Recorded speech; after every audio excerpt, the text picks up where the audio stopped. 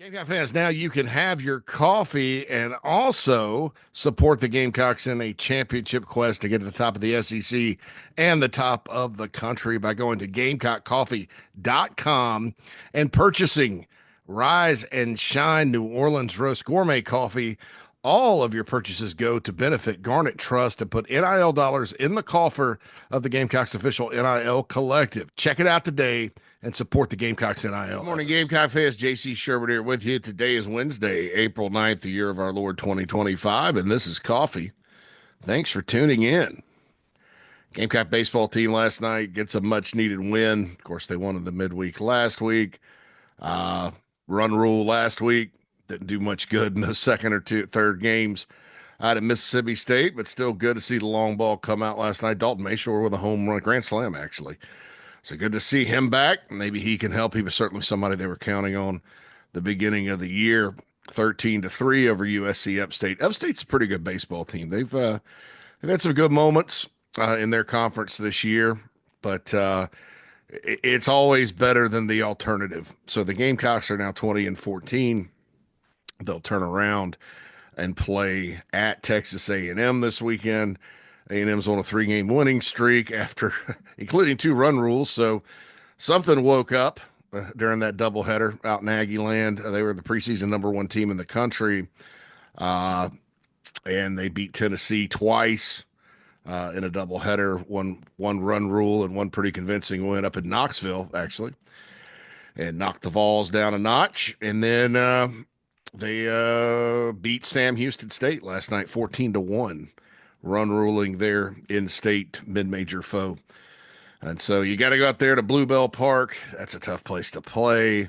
I'm sure that their fans, had they not won at Tennessee like they did, even if they lost 2 of 3 and not gotten swept, I'm sure their fans now are going to be infinitely more excited, have more of a purpose about them than maybe they would have. They always show up. It's a big, nice ballpark, and they're building a new one. So, all this talk about A&M not having a lot of money to spend, or coaches being mad about it, or people. They had kind of a Department of Government Efficiency situation when Trev Alberts came in, where they cut a bunch of jobs. I don't understand all that at all, because you're building almost $100 million new baseball park. Baseball doesn't make a dime.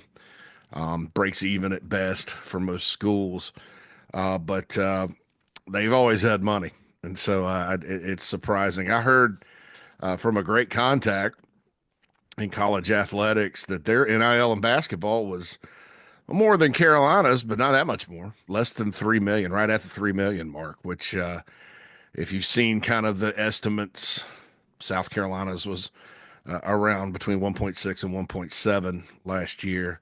A&M got to 3. LSU and Oklahoma, both of those programs have stepped up their spending, just like South Carolina. They were below 3 as well. Everybody else is in the 4 range. So that's a little correction to what I've been saying, because I just kind of assumed A&M was up there, but they weren't. Still made the NCAA tournament. Still were a very good basketball team, ranked most of the year. Buzz Williams, of course, leaves, goes to Maryland.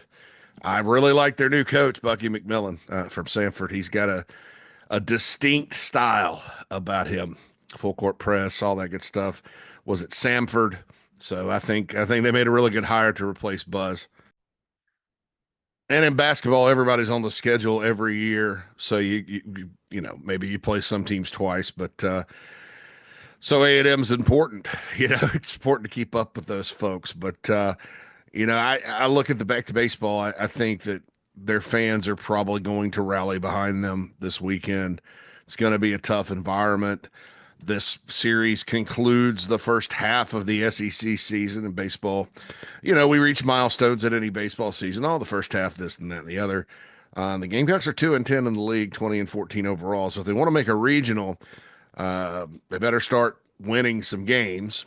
If A&M wants to make a regional, they better start winning some games. They're only 17-15 overall. They played a tougher schedule for the most part, but they've also A&M's dropped. Carolina at least has not lost to mid. They haven't had like a bad loss this year, this baseball team. So who knows? Who knows what'll happen? You can only hope for the best with that. And certainly we'll be watching and paying attention this weekend, at least for a little while. I get frustrated with this baseball team. I can kind of tell sometimes when it's just not their day. And we've had a lot of those. We've had a lot of those this season. Softball's back in action tonight. Charleston Southern. That team is continuing to do well. They got a big series at Arkansas this weekend. And that program certainly is doing well. Looking forward to kind of following them, especially if baseball doesn't have a big turnaround and gives you something to watch. I like softball. The more I watch it, first year I've really taken the time to. I watched a couple of series under the old coach in the tournament. I think Carolina's playing Florida State. Watched a little bit of that. It was on TV at some place where I was at, and I think Gamecocks won. I mean, it's a good sport to watch. Uh, so we'll see what happens. As far as golf goes, switching gears quickly, I bring this up. I'm not a golf watcher. I mean, I get into the Masters. I explained yesterday on 107.5, not being in warm weather.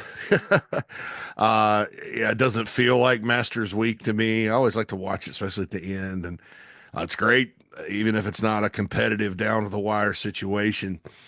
It's good. And I love the Phil Mickelson, Tiger Woods, I guess, run. I always kind of pull for those. Kind of like I always pull for Mike Tyson back when boxing was bigger and he was getting old. I always pull for the older guy. Even when I was younger, I did. So pull for Brett Favre when he played for the Vikings. But except Kelvin Sampson.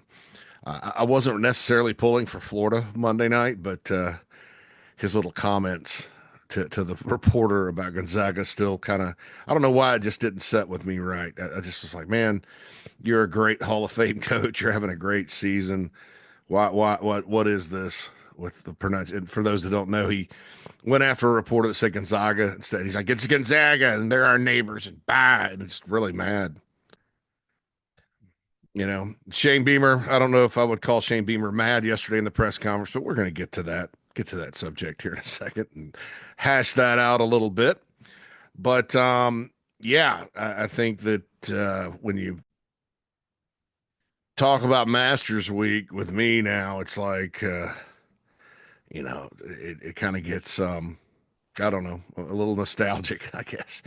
But anyway, on the Masters, Meredith McKellar, Meredith Taylor from McKellar Enterprises, Meredith McKellar Taylor, one of our sponsors, the McKellar Enterprises guest line. She sponsors, her company sponsors all of our guests on the morning show and the show. She'll be along this week. It's her favorite week of the year, Jamie Bradford. On the morning show, we will also have Hale McGranahan in to talk spring football recruiting. That's always a lot of fun to kind of roll through that. I believe that there's a lot to talk about. We're going to talk about it here as well. And of course, it's Wednesday, so that means former Gamecock baseball player Will Crow will be in to co-host the morning show. Phil and I will be back after the morning show. I was off yesterday. That was pre-planned. That wasn't a sudden thing. A doctor's appointment yesterday, and they moved it on me. And oh well, you get in there when you can these days. And certainly I did that. So that's kind of the roundup for today. I want to get right into football here on Coffee. That's what we talk. I'm trying to kind of wonder. We're 9 days from the spring game. I guess what are we going to talk about after that? Probably big picture topic stuff. Continue to preview this season. We're going to start talk about recruiting. Obviously, that never stops. Transfer portal period coming up, and I do believe the Gamecocks will target at least a defensive tackle. Beamer was a little non-committal about it in the press conference about, they got to make sure they're a fit, and there's all kinds of things to consider. But I believe I'd be very surprised if they didn't target at least a tackle. And now this is kind of our first topic. There's a need for edge. I apologize for not bringing this up sooner because I should have kind of put two and two together. There's a lot of names at edge. Guys like Desmond Umazulu, JT Gear, who's been here a while, Brian Thomas Jr., and of course Dylan Stewart. But I guess it got lost on me. They rotate those guys just like they rotate tackles. And with Wendell Gregory hitting the transfer portal, and I've not gotten a definitive reason for that. My guess is My guess is maybe he just wasn't getting it at edge. Maybe he wanted to play.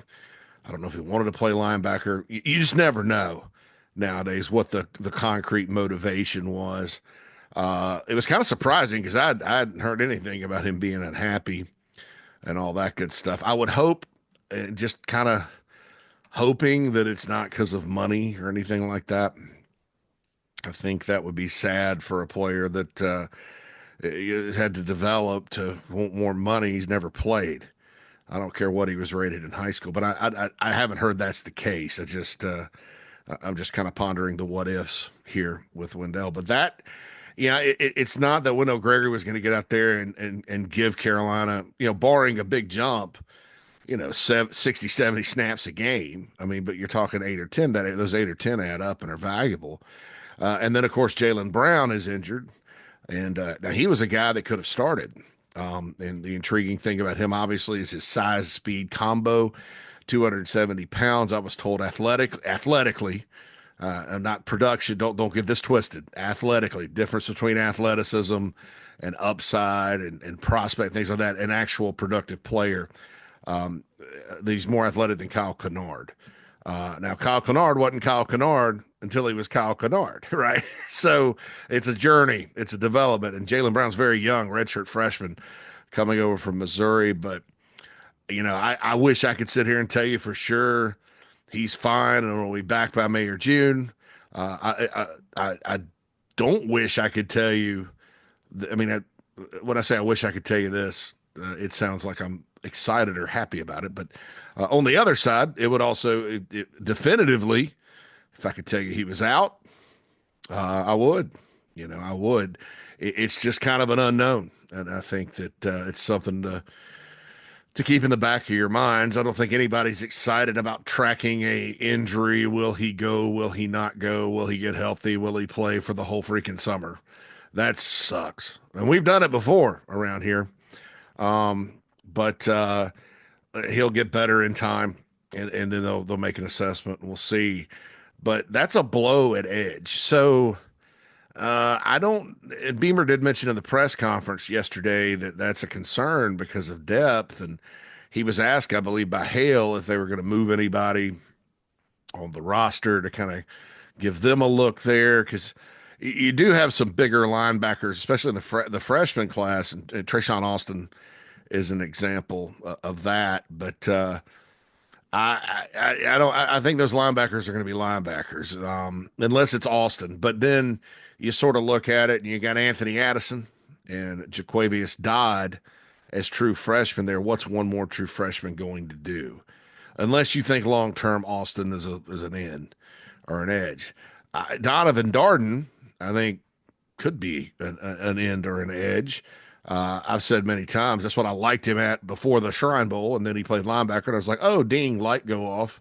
You're an idiot, JC," because of the way he plays in space. He had a pick six, ball skills, all that. But he's 220, 230 right now. That's a little light, and I think if it's temporary, maybe you don't move him back. You don't want to bulk him up and all that good stuff, and then move him back, whatever. So we'll see sort of what happens. Devontae Miles was somebody that Travian Robertson mentioned in the press conference as a guy that could be an edge. But he's also bulked up since he's been here because he's playing defensive tackle. But, do they do more three-man? That's an interesting thing to say because they don't have. I don't think you're going to play Dylan Stewart on a three-man situation.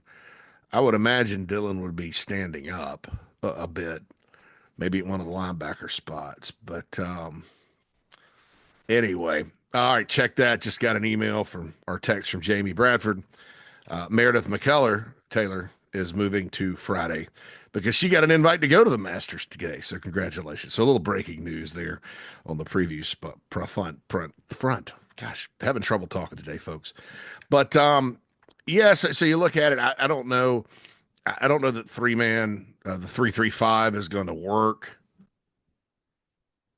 given the personnel is kind of an every down look. I mean, Clayton White mixes up his fronts and he goes exotic sometimes.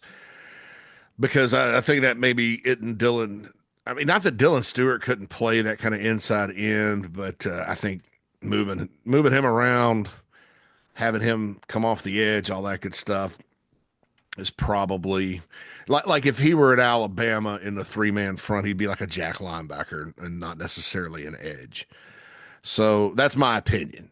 So I don't know that that's a solution. Like in 2023, they did that because they were very, I mean, depth or no depth at edge this year, folks. They're not light years better than that team's edge position. That's something we didn't talk about a lot because the offensive line was such an issue with injuries, and the secondary gave up a bunch of yards midway through the year.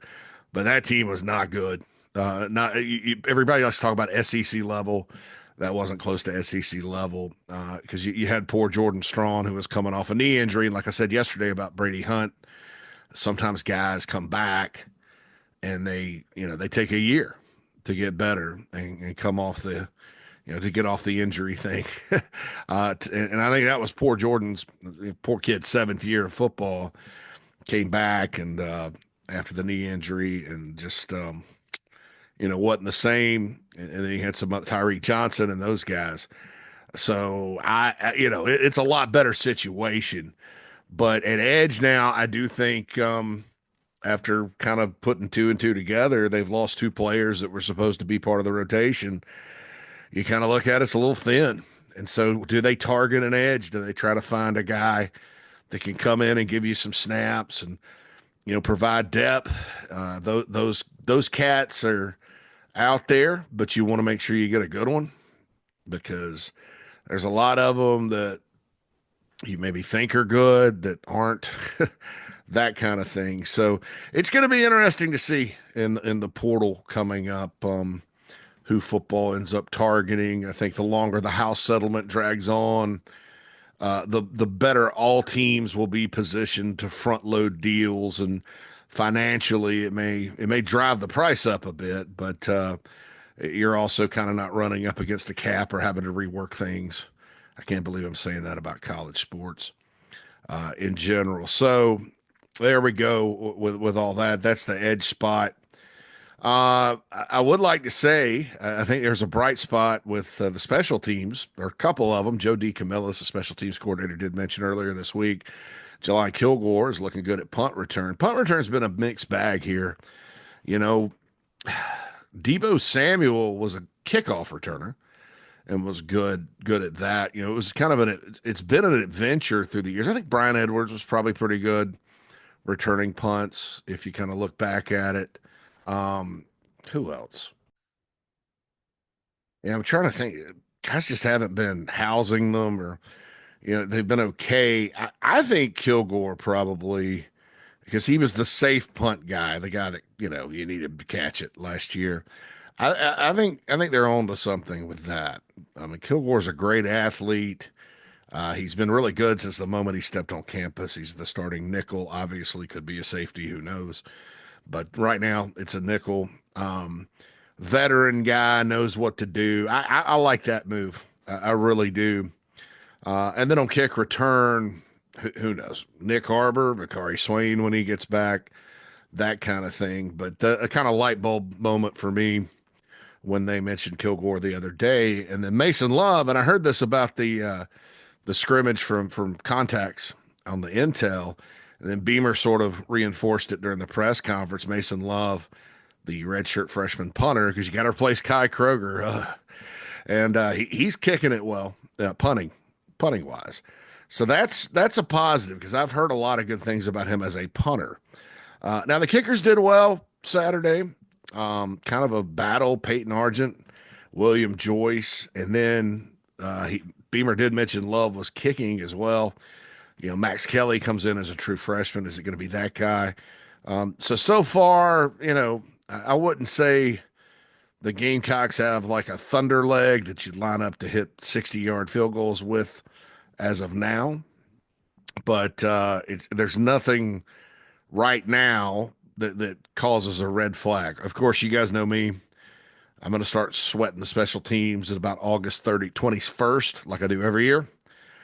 This year I'm kind of starting a little earlier, fretting over it because they have to replace so much. And special teams is important, not just from the standpoint of how it's been under Beamer certain years where it like literally making things happen and winning games for you, but also from a standpoint of don't screw it up. You can have a really good offense, good, that goes up and down the field and a good defense. And you're in a game and you have two special teams miscues that set the opponent up inside the 20. That's cheap points. And the object of the game, obviously, is to score more points. And you can give up some points and make it easier for the other team if they're attacking your special teams and you're screwing it up because of inexperience or whatever. You're not flipping the field.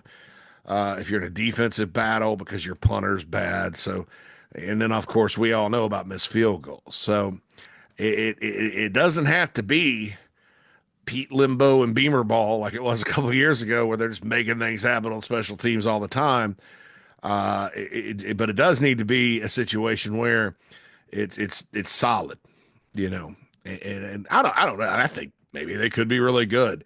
DQ Smith blocked a field goal yesterday. That's good for him. I mean, they have athletes on the block teams and things like that to go out and compete at a high level. It's just kicking game, snapping, holding, all that good stuff. But Mason Love, bright spot. Jelani Kilgore, bright spot. The young wide receivers, just listening to the presser on Monday and also gathering some intel. I mentioned Brian Rowe. I think he's probably been the most consistently good of those guys. Malik Clark was a player Beamer mentioned. The thing about Malik Clark, I think he's a player that is a tremendous athlete. He's physically ready to go. Got a lot better as a senior at Rock Hill, but also a guy that, I think, I don't want to say he fights the ball a little bit, but as far as natural, gifted hands, and I'm not saying he's dropped. Don't get that twisted. I'm not saying he's dropped the ball, but as far as just evaluating him based on some intel, he's got a kind of. He's not as natural as maybe some are natural pass catchers. Brian Rowe is an example of that. I think Donovan Murph will be an example of that when he gets here.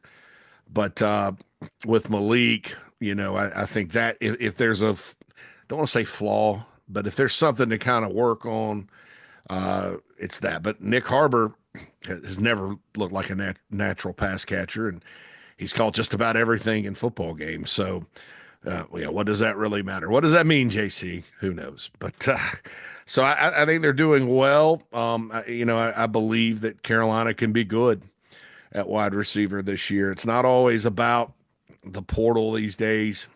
I know it's fun and exciting, but sometimes when you have players that come back or you just do the old, let's go recruit a bunch of good players at the position, that's good enough.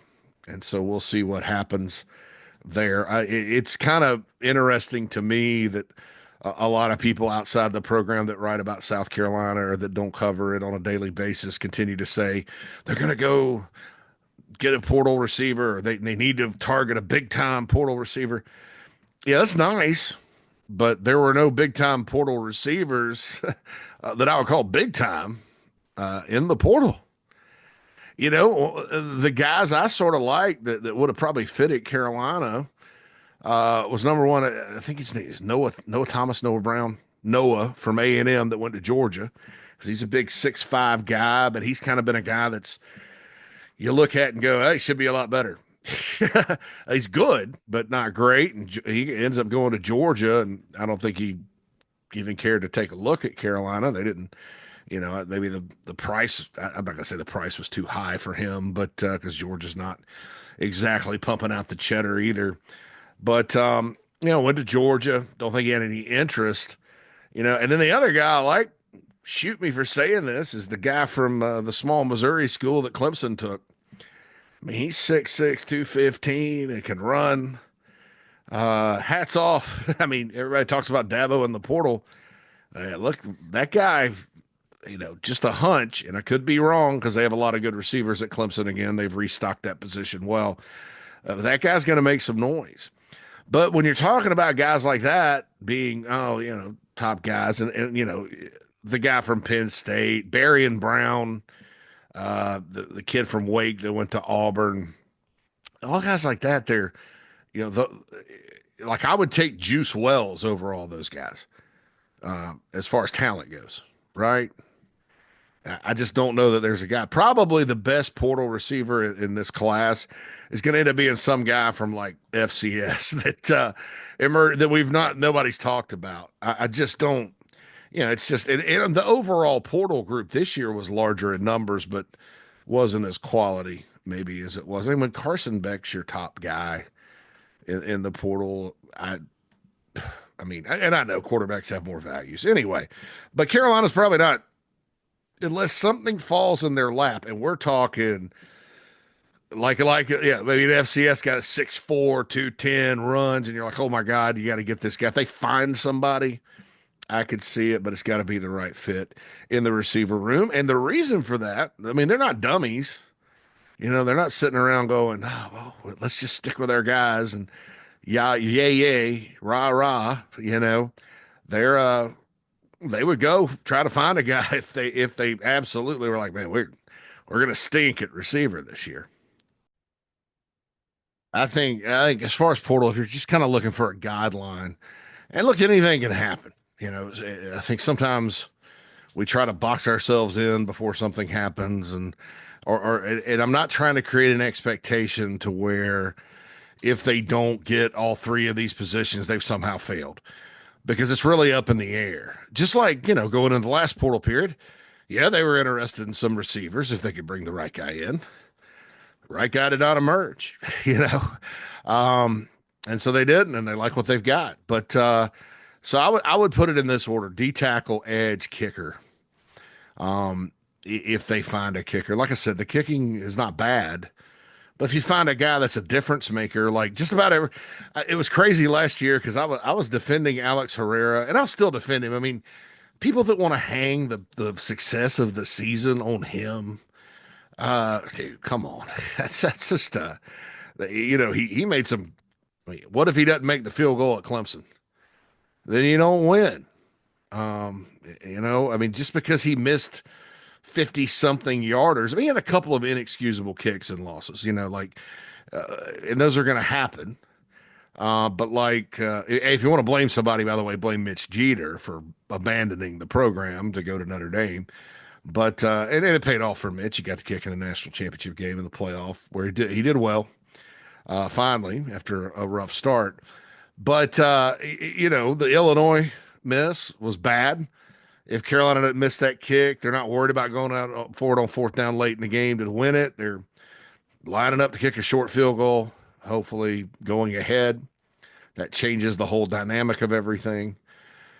And then what else? Oh yeah, Ole Miss when they really needed it, he missed one. I think started the second half, or maybe in the first half, and that wasn't good. And of course, I mean the miss at the end of the LSU game was 49 yarder. That should or 48 should have been in range, but so I was defending him, and I looked around college football, and all of a sudden I'm looking at box scores. It's like made field goal 52, made field goal 49, made field goal 55. I mean, you had some dudes just booming it last year, especially around the SEC. So I'm sitting there going, well, they didn't say it's going to become like the NFL for nothing because all these guys are really good. And then I kind of understood why people were like, I need a kicker. So if you get somebody like that, great. If you don't, well, then we'll see what happens. And maybe that guy is Max Kelly or Peyton Argent or William Joyce. I think they're all strong-legged guys from what I was told. And so we'll see what happens. And keep in mind, Parker White set a record here, and he was a walk-on that didn't even play football his freshman year. So, kickers come from all spots. Spencer Lanning was a walk-on. Through the years, it's not always the scholarship guy, but they did scholarship Max Kelly for a reason. And Mitch Jeter was scholarship. Alex Herrera earned one late. So we'll see what happens. These other guys are walk-ons and all that. So that's the kicking update there yet again. Backup quarterback competition continues to roll on. Dante Reno, Cutter Woods did some good things in the scrimmage. Aaron Nolan threw the ball really exceptionally well. I think his talent level is kind of starting to show as far as arm talent goes. He's still young, developmental. Obviously, I know he's a very competitive person. I like that about him. I think Cutter Woods is as well. Cutter Woods is a winner, and I know Dante Reno is. And I know Luke Doty is, and he's in the room. So the mental makeup of this room is really good. And it was last year, too. People don't really talk about it enough, but Robbie Ashford, and by the way, condolences to the Ashford family. God, what a great family. His father recently passed away. That seems to be happening a lot with Gamecock players. Lost my father when I was 18, and it's not easy, especially when you're in that young adult age, because we all know you count on dad for some things, when you're a dude and you miss him. But that's really tough. So, condolences to Robbie. What a great person, and has been. I talked to somebody that covered him in high school in the state of Alabama, and said that you won't meet a better person than Robbie Ashford. But the leadership he brought to the room, the team focus was great from him. And Davis Bevel did the same thing. If Davis were back this year, I think Davis would probably be the backup. Maybe. I think Davis would be the back. I don't know, because Air did redshirt at Ohio State last year, so it wouldn't be like they would redshirt him. Maybe not. But let me just back up on that. I hope nobody turned off the podcast, because that was maybe not not correct. I think he'd be in the mix like he was last year. But if God forbid something happened to Lenore Sellers, I couldn't see them playing out the season with Davis Bevel over Aaron Nolan, or maybe even the other two. But I thought when Davis did play last year, mop up duty against Akron, he got a touchdown pass to the now North Carolina tight end Connor Cox. And but back to my point, his leadership was invaluable. He came to South Carolina, from Greenville. Uh, Originally went to Pitt, played some, went to Oklahoma. Not a fit in that system whatsoever. Had an unfortunate start against Texas. Um, Oklahoma needs a guy that can kind of move around the pocket. Comes to South Carolina for his last year, and boy, just embraced the team, the program, being part of it. So that room was very healthy last season, and that helped Lenore Sellers quite a bit. This year, it's kind of flipped because there's no older quarterbacks. I think even the walk-on Jimmy Francis is in his second year. It's Lenoris is the elder statesman, and Dante Reno is a redshirt freshman. Ayer's a redshirt freshman who's in from Ohio State, and then you have Cutter Woods, the true freshman. So when you hear that, hey, the room's really healthy leadership-wise, there's a lot of winners in there, that's a positive thing because it's overall young. And that's a change. That's one of those intangible things we don't talk about a lot or enough, but that all matters in the sport of college football.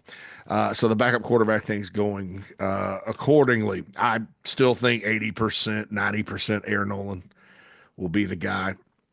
I think he's coming along and along and along. I will say this: if you talk about quarterback recruiting for 2026, obviously Brady Smeagol is. I was told he's coming back for a official visit. Got to set up an official visit. It's not done yet. I just don't know that in the end Washington won't win out on that because of I don't want to say Washington. Everybody sees every player different. Washington sees Brady as like their dude, like number one guy. Carolina likes him a lot, but he also have Landon Duckworth. And then when you got Cutter Woods sitting there and he's doing as well as he has, do you I don't want to say break the bank, but with all these quarterbacks there are NIL demands. But do you look at Brady and go, man, here's what we can do NIL wise out of high school. And if Washington does significantly better, Yeah, that's fine. Because you got a guy there that's young and promising. Now, it'd be kind of check this out. How crazy would it be, hypothetically, if Lenore Sellers is the guy, and then Cutter Woods is like even better than I'm talking about, and he wins the job, and you have, and he's really really good, and people are talking him up. How crazy is it going to be if the two quarterbacks that really in this era, post Rattler era, right, lead the Gamecocks to new heights? And they're both 3-star kids from South Carolina. That would be the face of my point about South Carolina talent at the end of the day. I think was Lenore's may have been he may have snuck into, I know 24/7 Sports had him as a 3. He may have snuck into the 4-star range. I know Charles Power, who works at On3 now, was very high on him, but he usually does South Carolina better than anybody. But nevertheless, because he's from South Carolina, he understands it. Nevertheless, that would be interesting. I don't know if that'll happen. Like I said, Air Nolan, arm talent wise, really good and super competitive kid. So I like the makeup of the room. There's no update on Rasul Faison other than the Beamer said. You got a positive update, whatever that means. I'm holding my breath here. And look, I don't want to say I was wrong. I was probably a little too cautious talking about this guy because I love Jawarn Howell. I love Matthew Fuller. I love Oscar Attaway. I love who they got in the room. Faison ended up being the number 2 back in the portal, but he's kind of, Utah State listed at 200 pounds. I mean, it wasn't a guy like Rocket Sanders that this guy's rare, and he rushed for 1,500 yards in the SEC. I like Faison. I said, well, he could be the starter, but I didn't think it was come on in and you're going to be the guy like it was with Rocket, as long as you're healthy, all that stuff. And I do think there's way more of a competition there. But like I say a lot, if you get feedback on a player and that player, you're just every time, oh man, what a stud, that kind of thing. Usually that means they're good. Guys have good days. And so you hear maybe a guy had a good couple of days or this, that, and the other, but then you talk to other people like, I don't know, that kind of thing when you're talking about personnel and behind the scenes practice intel. But when you hear it universally, those are the guys like Marcus Lattimore would have been one of those guys. J.C. Horn would have been one of those guys. If you're looking for like a guy that wasn't highly ranked, Nick Emanwore, you just heard about him all the time. And so with Rasul, that's what it is. So hopefully they get him cleared just based on, the formula for determining who may be pretty good, in this off season. And finally, look, there's been some reaction to the Beamer. I don't want to say rant, but he kind of called out the media yesterday for reporting a depth chart. And I'm going to explain real quick while we wrap up why he did that. We are in a different time of college football where obviously Wendell Gregory just walked out the door in the middle of practice. Didn't give it said, I'm done with this. I'm hitting the portal. Goodbye. I'm just finished. And you can't avoid that. Gamecocks have a great culture and they do a really good job in this era, but it's still going to happen. I mean, you got 85 guys, scholarship guys on a roster, and soon to be, I guess, 105 guys are going to do it. It's just, happens to every place around. You wish it didn't happen during spring ball and they'd wait and kind of compete and figure out where they're at. But if you don't want to compete, get out. That's fine. But what you don't want to do, because these are young people, they have 20 million different people in their ear. If it's their parents, most of the time their parents know what they're talking about. And the Gamecocks do a good job. I haven't met very many parents of players at Carolina that I'm like, ugh. Some parents are a little foolish, but well, that's their business. They're their kids. Well, whatever. You want to give your kid bad advice, that's fine with me. But you also have other people involved outside, the third parties, be it agents or whoever. And what you don't want to have happen, because you don't really have a depth chart now. And I've said this, I've qualified this. I've started doing it, writing, talking, whatever. This is the first group that's going to go out. You have to have a first group that goes out, and you got to base it on something. Those aren't the starters necessarily. They hadn't been determined yet.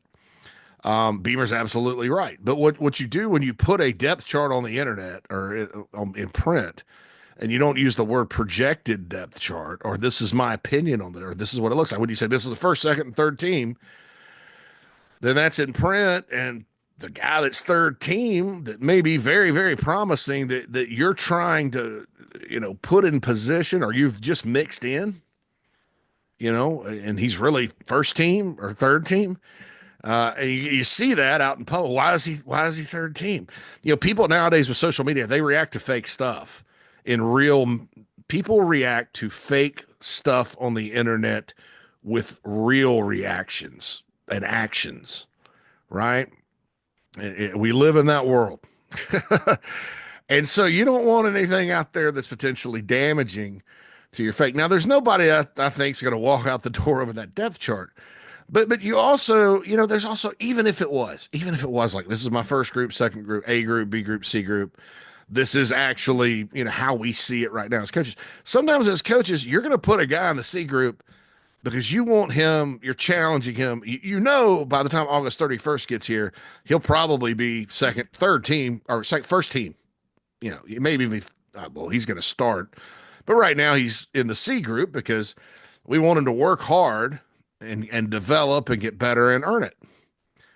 Especially with new guys. When you bring new guys into a program, they have to earn it. And Carolina's got a lot of new guys.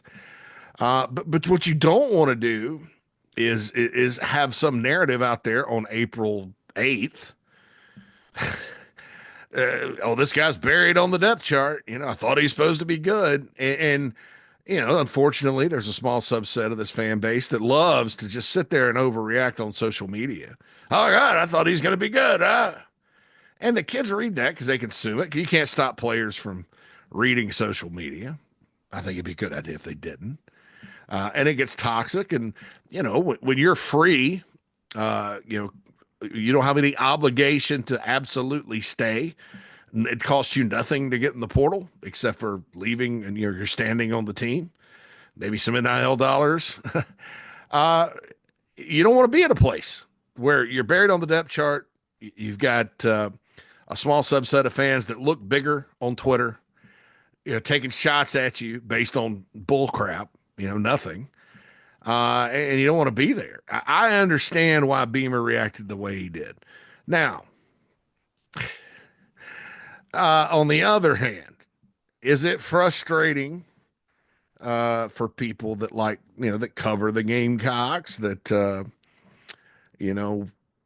have to relay information to you guys and all that good stuff? Is it frustrating? And I don't know where the Jaden Sellers thing came from. If you heard the press conference, I guess somebody put out that Jaden Sellers looked good in the scrimmage and he didn't participate in the scrimmage because he was sick.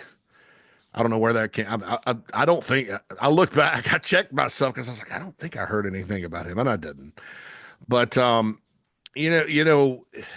practice isn't open. You can't. Basically, those practice sessions that we're in for, you can determine some things like first group, second group. You say this guy looks pretty good physically. I get some stuff out of it because I can eyeball the players, but that's the eyeball test, and that doesn't matter a whole lot. How's this guy moving? That kind of thing.